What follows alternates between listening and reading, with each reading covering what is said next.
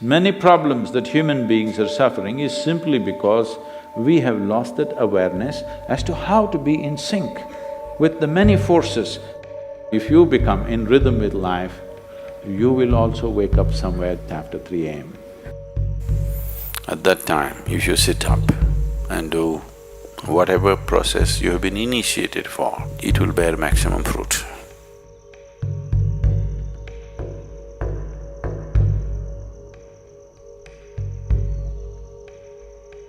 In the way the planet is spinning and what is happening, something very fundamental changes somewhere between 3:20 to 3:40.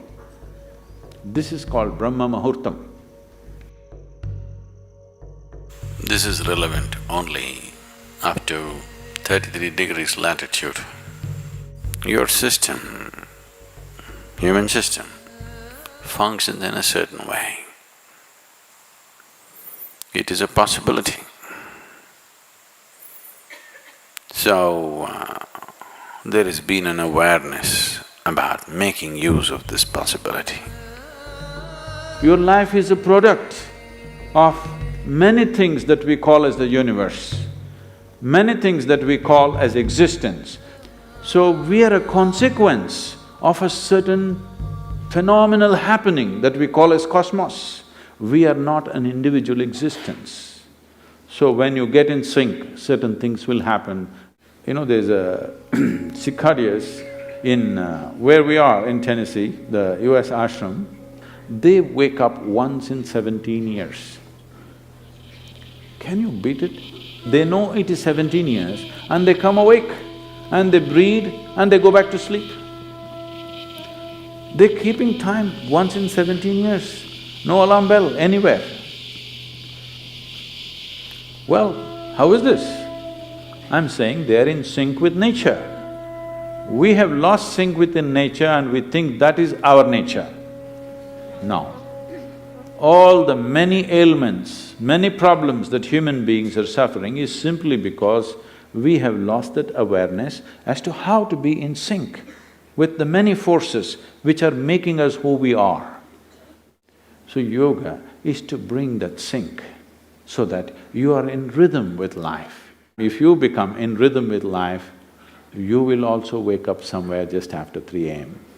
If you're conscious, suddenly a certain spark of aliveness will happen within you. Even if you're in deep sleep, you will come awake. This must happen to you. This means you're falling in sync with it. You're falling in sync with life.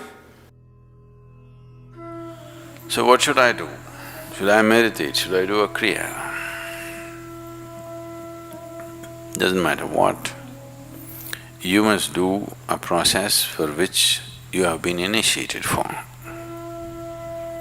Because initiation means you were not just taught a practice, it was introduced into your system, it was implanted in your system. So whatever, if there is a life seed within you, if you're awake at Brahma Muhurtam and sit for whatever that practice is, it bears maximum fruit because of the way the planet is behaving in relation to your system. If you become aware in a certain way, a certain level of awareness is achieved within you, you will see, you will simply know when the time is. If you go to bed at the right time, you don't have to look at your watch. You will always know when it is 3:40,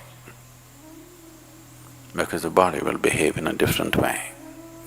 At that time, if you sit up and do whatever process you have been initiated for, not what you picked up from a book,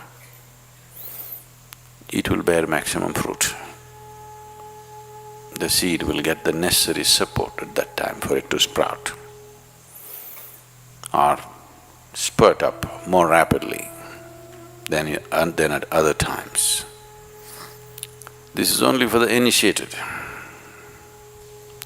If you're not initiated, you're a book yogi,